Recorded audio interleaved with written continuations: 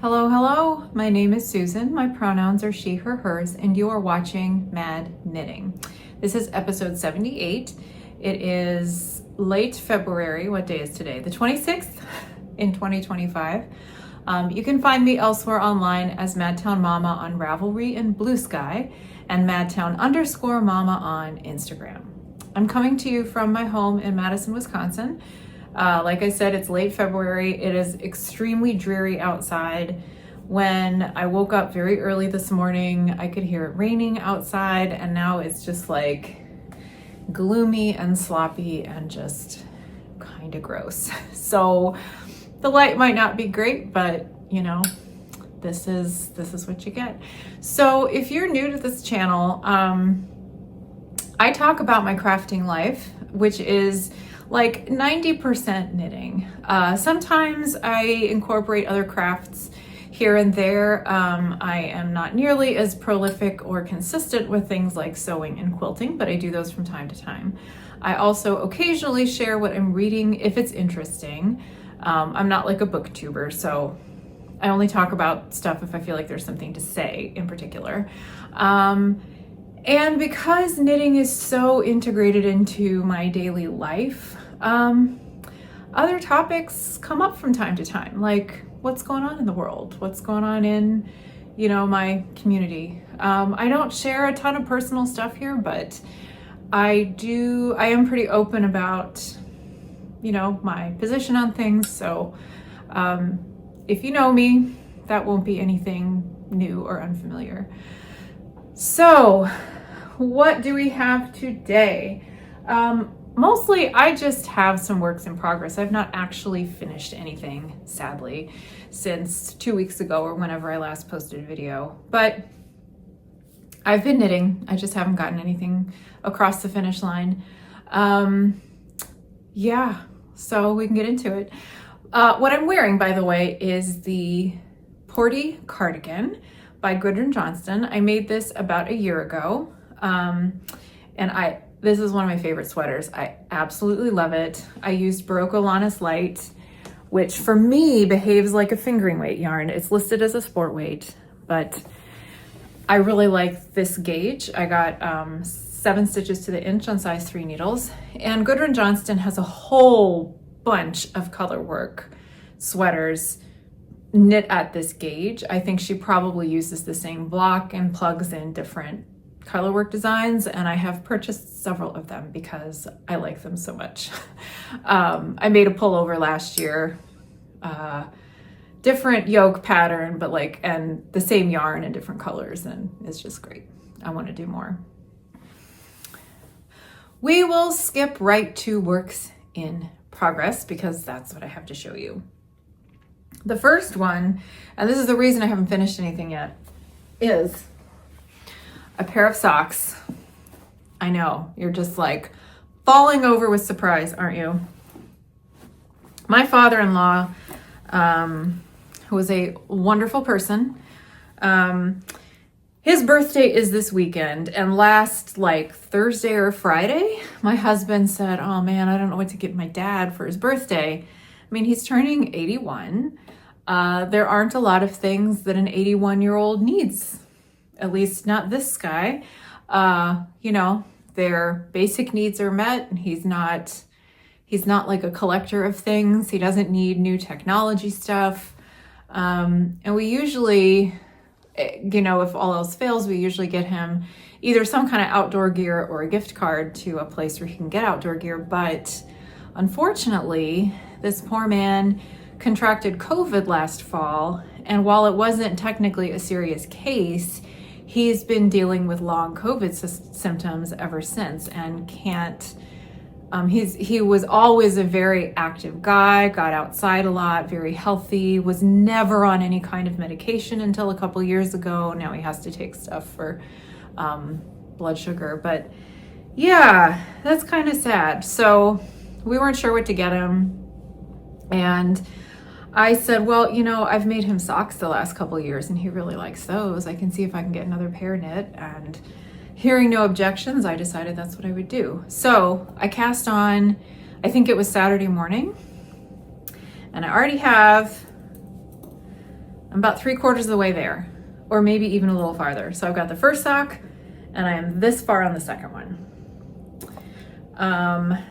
So I'll show you the completed sock first. Using my trusty old Knitpicks Stroll Tweed for this pair, because like many of the men in my life who I knit for, my father-in-law dresses sort of pretty basic, casual, masculine style. Nothing too flamboyant, nothing flashy, not really into bright colors or anything. So I picked out some very classic, sort of understated masculine colors that I had in my stash. I believe this main color is called Earl Grey Heather. It's a gray, but with kind of a bluish undertone to it.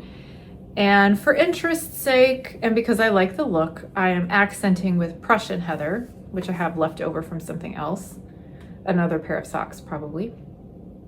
Just for the very top part of the cuff and for the toe. So his feet are about a size 9. So I just measured this up against one of my husband's socks because his feet are the same size. And that's how I did it. These are 72 stitch socks. It's an Eye of Partridge heel. I'm using size 1 needles. These are Zings, these metal ones. And they're a little bit slippery. And I have to say, like, knitting that intensely on a sock to the exclusion of other projects is a little bit hard on my hands, on my wrists. I've also been playing the piano a lot, and I've also been lifting weights. So that's contributing to kind of my general, like, upper body fatigue. But I think I can probably get these done tonight in time to pack up and send tomorrow. And if I send them priority mail, he might get them on his birthday, which is Sunday. It's not guaranteed.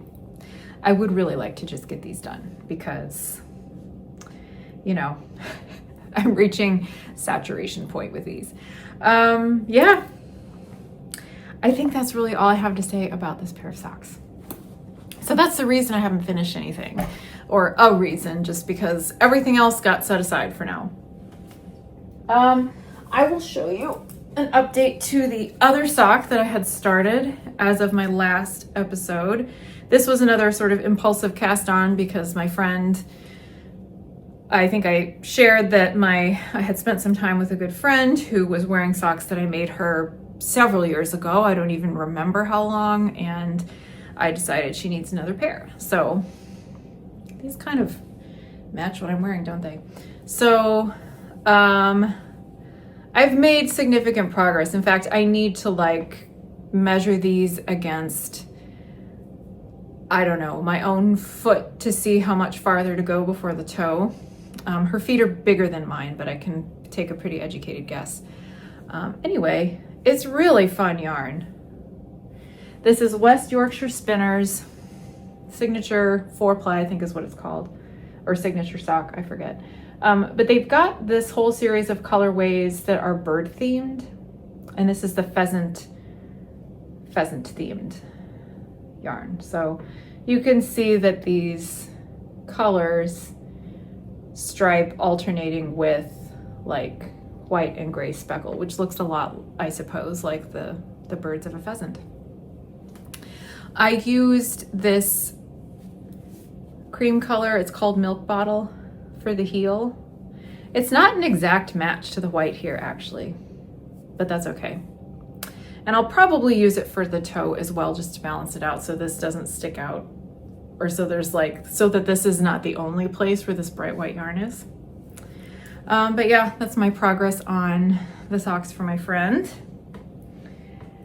All right, my third work in progress is a sweater for me that's been put on hold while I finish these socks. And I had shared last time about the tragedy of this uniform cardigan that I started and had so much trouble with the fit and kept ripping out and redoing. And then when I finally thought I was on the home stretch, I tried it on again and just felt bleh. It just wasn't right. I wasn't loving it. I could just tell that it wasn't going to happen. By the way, I'm drinking, it's just water, but I'm drinking out of a Buffy the Vampire Slayer mug. And I heard just earlier today that Michelle Trachtenberg died. She played Dawn Summers, Buffy's sister, in seasons 5, 6, and 7. She was only 39 years old, and it was kind of a shock to read that. It's really tragic. So rest in peace, Michelle. That was really shocking, sad news. And long live Buffy the Vampire Slayer. It's a really good show to watch anytime, but especially in these times. Anyway, I digress. So yeah, I had that, oh no, I'm losing stitches. I had that uniform cardigan. I could tell it wasn't working. Gauge, fit, everything. So I cast on something different. I already owned the Community Cardi pattern by Alicia Plummer. So that is what I've started. And apparently I had to put this down partway through a row because my needles here, yeah, that's where I'm losing stitches. But I think this is going to be much better than that other cardigan. It just looks better. Something about this texture pattern, which is pretty simple, I think really fits with the yarn. I think the fit is going to be good. Have I even tried it on? Yeah, I've tried it on. It's got a wide shawl collar. It's going to be good. So, yeah, I am making the second size. I think it's a 36-inch circumference with the button band closed. So that gives me a little bit of ease without being too sloppy. And I'm pleased with how it's going. I can just tell that it's going to be better. So just to review, the yarn I'm using, it's great, and it kind of smells like sheep. I bought it in New Zealand. We were there last year, the end of March through early April. Magical trip. And this is one of the yarns that I found in a shop near the place where we were staying. And this is 150 grams of DK weight wool. And it's a natural charcoal color. When I knit a swatch, I've discovered that for me, it knits up to more like a worsted weight. So it's perfect for this community cardi. I have enough for the sweater, but I might have to use something different for the pocket linings. I would like to do the pockets. At least that's my plan so far. There are some pockets that you can put your hands in from the side. So I think I'll have to use a different yarn for the pocket linings. And I might not be able to make it really, really long, but I should have enough for the whole thing. If I had to do like contrasting cuffs, that wouldn't be the end of the world. It could actually look kind of cool. But for now, I feel like I'm finally on the right track. This might be way too ambitious, but I am kind of hoping that I can finish this by March 20, which is the deadline for the Yarniacs podcast Self-Indulgent Knit Along. They run this every year, and I've talked about it before, but the idea behind that knit along is that from the December solstice through the March equinox, any project that you start and finish within that time frame that you consider to be self-indulgent, however you define that, qualifies for this knit along. And it's not just knitting, it's also crochet and spinning and weaving. But self-indulgent can mean a yarn that you really like that's special to you, a pattern you've been really wanting to make, something that's just for yourself. It doesn't even have to be for yourself as long as you feel like it's indulgent. Like if you're making a pure cashmere pair of socks for your romantic partner and that feels self-indulgent to you, then that qualifies. This is special yarn from a special trip in a cardigan for me. And it's my goddamn third attempt at making it work. So that's why I hope to get it done. We'll see. March is upon us and I've got all this other stuff happening. So we'll see if it happens, but it's fun to think about. It's fun to think about getting it done. All right, the last work in progress. I had not started this the last time I made a video, so this is new, but I think I had shared my intentions at some point. I've got this huge basket full of Knitpicks Swish, way more than I need. I tend to do this, you know, like if I'm buying yarn from a project, I really don't want to run short. New Zealand yarn being the exception, just because I only had so much room in my suitcase. But anyway, I tend to overbuy just because I'd rather not run short. And especially if I'm buying yarn to make stuff for my nieces, which is what this is for.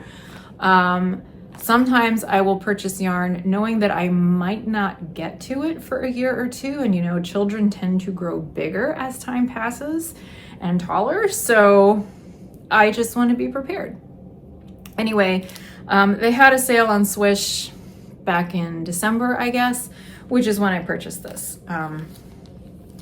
Or no, I had bought Swish during the big sale and I made them sweaters for Christmas, and then I liked it enough that I bought more when it was on sale again in December. So this is what I'm doing with it. The pattern is called Sunshine. It's by Tin Can Knits. It's a top-down colorwork yoke sweater, and this is all bunched up on the needles because I just finished the colorwork. And there's, you know, it's a bunch of stitches, but that is so pretty. I am so pleased with how this is looking. What's funny about this pattern is that as you can see, there's a lot of like 2-stitch columns of the color work. And because of color dominance and the way my tension works, it's like very 3-dimensional. It almost looks corrugated. I think a lot of this will come out when I block it, especially because Swish, this is Swish DK weight. It's a super wash yarn, so it kind of grows and gets really limp, especially when it's wet. So my plan when it comes time to block this is to, you know, give it a thorough soak like I always do, let it dry most of the way. I will steam the heck out of the yoke just to kind of smooth out and flatten out the color work. Stick it in the dryer if I have to kind of tighten it up, because it does tend to get bigger. But we'll see how much that helps address the sort of 3D nature of my color work here. It doesn't bother me. I think it looks really cool. And I'm thrilled with how these colors are going together. So this is for my older niece. Her 9th birthday is in March, just a few weeks. So again, I'm kind of under the gun to finish this in time to send it to her. Because she's a spring birthday and because my nieces live in Virginia, where spring actually comes on time, usually, I'm going to make this short sleeved, I think, so that she can like layer it and hopefully it will work for more of the season than if it was long sleeved. And I'm also not going to make it too long. When I asked my brother and his wife for measurements for their girls for Christmas sweaters, my sister-in-law, when she wrote back and sent me all the numbers, commented that the older one really doesn't like stuff that's long on her, like jackets or, you know, kind of over layers that are too long. So that's good. It means a little bit less knitting. She does like to wear dresses and tunics like over leggings. So I think this will be a really cute layering piece for her over something like that. But yeah, again, if you have something too long, it probably doesn't look as nice or feel as comfortable as like more of a cropped or like right at the waist sort of length. So that's my plan. Let me show you the colors I'm using. When I bought all this Swish, and there's a lot, it's going to be a challenge to use it all up. I'm going to be honest with you. When I bought all of this Swish, I started with, well, okay. So if you've been watching, like if you're a regular viewer, or at least we're watching around the holidays, you know that I made each of my nieces cardigans for Christmas. The younger one is really into pink and magenta and stuff right now. So hers was made out of this color, which is called Crush. It's the brightest pink they have in this yarn. And then the older one I used, what is this one? I think it's Marina. See, and I have extra. Marina, this beautiful bright turquoise. And so then when I ordered more, because I wanted to do this color work stuff for each of them, I got a whole bunch of this pale aqua heathery color, which is called Wonderland Heather. Like, I have a lot of it. So this is the base color, or the main color for the sweater for the older niece, and will be also for the younger one. But then I had plenty of the pink and the aqua, and just for shits and giggles, I had purchased, I do swear, like I try not to swear a lot, but I do a little. So if you have like young children around, I apologize. It's just how I communicate. And now that my kids are teenagers, I don't have to have so much of a filter, which is kind of a relief. Anyway, I also have this darker magenta color. It's called Throne. So keep in mind, like this all goes, these are all potential contrast colors to go against the winter or the Wonderland Heather. I also have this dark blue. Can't remember the name of it off the top of my head. I have white. So for the sunshine sweater, you can use up to like 5 or 6 contrast colors. It's really pretty flexible. So for the older niece who really loves these teals and aquas, I knew that I was going to use the Marina again for one of the contrast colors. And I was playing around quite a bit with what else to put together. So as you can see, what I ended up with was white, navy, and then this gold. But to continue my show and tell with all the colors I have, here's the gold. And I have this pale pink. This will go in the one for the younger niece. The pinks will be in the one for the younger niece. But I like how the gold pops out, because it is so different from the rest. Like, it's really, if you had a color wheel, I think that gold would be on the, not on the total opposite end, or total, it wouldn't be totally opposite the aqua, but it really is quite different. And I like that. I had also ordered one each of this orange color and a green color. And I don't know that they're gonna work in these projects because they're a little duller than I thought. I was thinking they would be brighter, but somehow they're just not working for me. So I'm not really sure how to use these. They may go in a future project. We will see. Anyway, it's been really fun playing with the colors. And in fact, what I did when I couldn't really decide what to do was I got this piece of graph paper, and I'm just gonna flash it quick because I don't want to give anything away. This is a paid for pattern, but I copied the color work chart and got colored pencils and just colored in for myself some different color combinations to see what I thought would work the best. You know, did I want gold? Did I want pink in there? How did I want to incorporate this background in with the rest of the color work, etc. So that was really fun. And I'll have to do that again when I do the second sweater for my younger niece, whose birthday is in May. So she won't even wear it probably till next fall. But I still like making sweaters for them for their birthdays. So that is my last work in progress. And I think it will get done lickety split because I'm done with the color work, and you know, it's just plain old stockinette after that. And it's really fun. And it's just fun to make stuff for my nieces. I do have a couple of books that I've been reading that I think are worth talking about. So this one I just finished. It's called While You Were Out, An Intimate Family Portrait of Mental Illness in an Era of Silence. It's by Meg Kissinger, who, I found this in a bookstore and I thought it looked really good, so I got a library copy, and I could not put this down. It is so good. I highly recommend it, although I just want to tell you, right off the bat that major content warning here for mental illness, and a lot of the stuff that goes with that, if you know what I mean. This author, Meg Kissinger, has had a long career as a journalist. She specializes in writing about mental illness because of her own family. She is one of 8 who grew up, she's in her 70s now, I think, or about 70. She grew up in a suburb of Chicago, and lived in Milwaukee for a really long time before she got a job teaching at Columbia School of Journalism in New York. So she talks about Milwaukee and Wisconsin, and actually mentions like our former governor, Scott Walker, who used to be county executive there, and kind of the horrible way that that county handled / didn't handle mental health, which isn't unique to Milwaukee, but it seemed to be particularly bad there. But anyway, she was one of 8 children.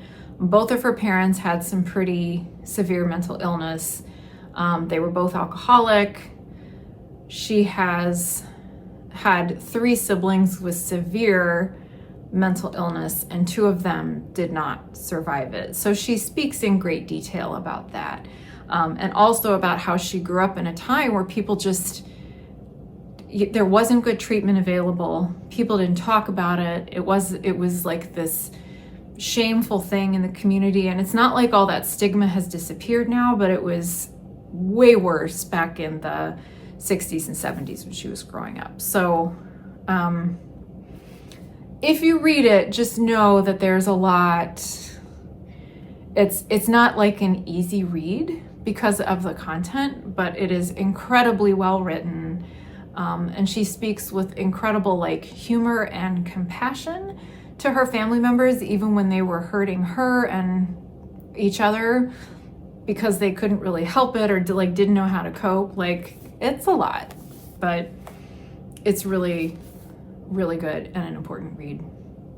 And offers a lot of insight into, what it's like to grow up with that and, be sort of caught up in all that as a family member. So it's really good.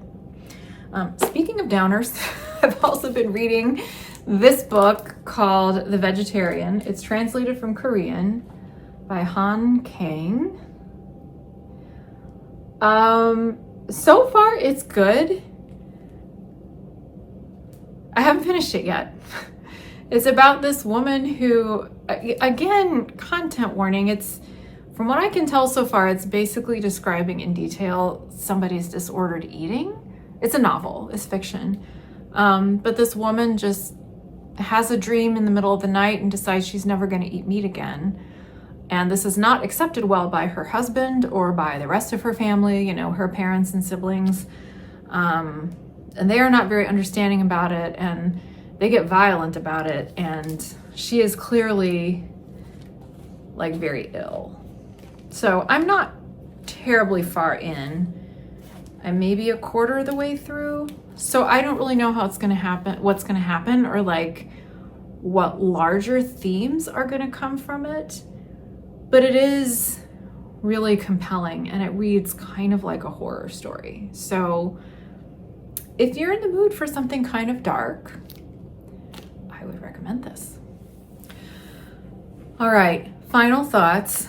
I have been thinking recently a lot about resilience and what it means to be resilient, like personally or, as a family or as a community. And that's naturally, I think, as a result of everything that's going on. We have Nazis taking over our government. Let's just say it like it is.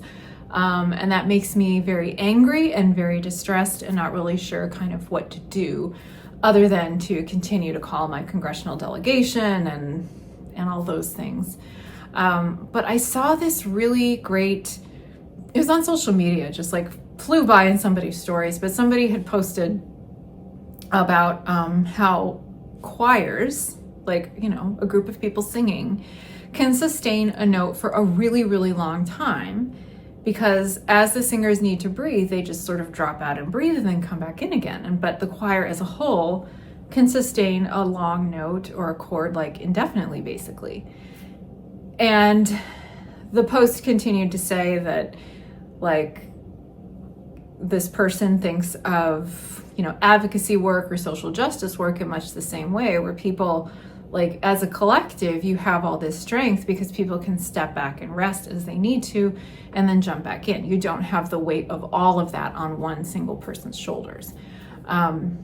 So that really resonated with me, in part because I am singing with a choir. We have a couple performances this weekend, and our last piece in particular has like a lot of really long sustained notes. It's kind of the whole thing, is just that the sound just keeps building and building and building and sustaining. And obviously none of us can make it through any one of those phrases without dropping out for a quick breath and then coming back in. So just from a practical standpoint, that's a very true statement. But at the same time, I think, you know, whether you're part of an organized group that's doing advocacy or activism, or if you're just like on your own trying to figure out what to do in this moment, I think it's important to realize that, like, anything you're contributing is making a difference, and it does matter. If you have a few minutes to make phone calls, do that. If you do not have the capacity for it and you just need to, like, make sure you're taking care of yourself and staying hydrated and taking care of your family, or whatever it is you have to do from day to day, that's okay too. That's what you've got to do. And when you're ready, you can step back into it, whatever that looks like. I think that, so for my job, I do a lot of advocacy, and I have to pay attention to, you know, particular aspects of federal policy and what's happening. And it's really horrible. The stuff that I have to keep track of is not even like nearly at the top of the consciousness for most people. It doesn't have to, you know, it has to do with policies that most people don't pay attention to anyway. But I think that in my professional life, in my nonprofit work, it's important to, like, stay focused on the thing you know, be aware of the other things going on, but when it comes to, like, digging deep and trying to rally people around a particular issue or cause, like, make sure you're informed about the thing you need to know about and let other people carry the rest. So, I mean, I think that's just good to know for community work in general. Not everybody can do everything. Not all of us can be responsible for every little thing. And I think that, you know, in America in particular, we have this, like, you know, even those of us who are aware of it and, like, kind of know about it, we have this idea that as individuals, it's our responsibility to, like, fix everything for ourselves and take care of everything. And that's not possible. We can't do that. And I think we're really recognizing that now with the threats to funding for, you know, Medicaid and SNAP benefits and the things that keep people going, because it's impossible to sustain all that as an individual. So what's the point of all of my rambling here? I think it's like, find the things that make you feel resilient and focus on those for today, and don't worry about the rest until tomorrow or next week or some other time. Because I think what we really can't afford right now is for everybody to burn out, because that's the risk right now with the just constant chaos and overwhelm and upheaval. So that's my food for thought. I will see you next time. Bye-bye.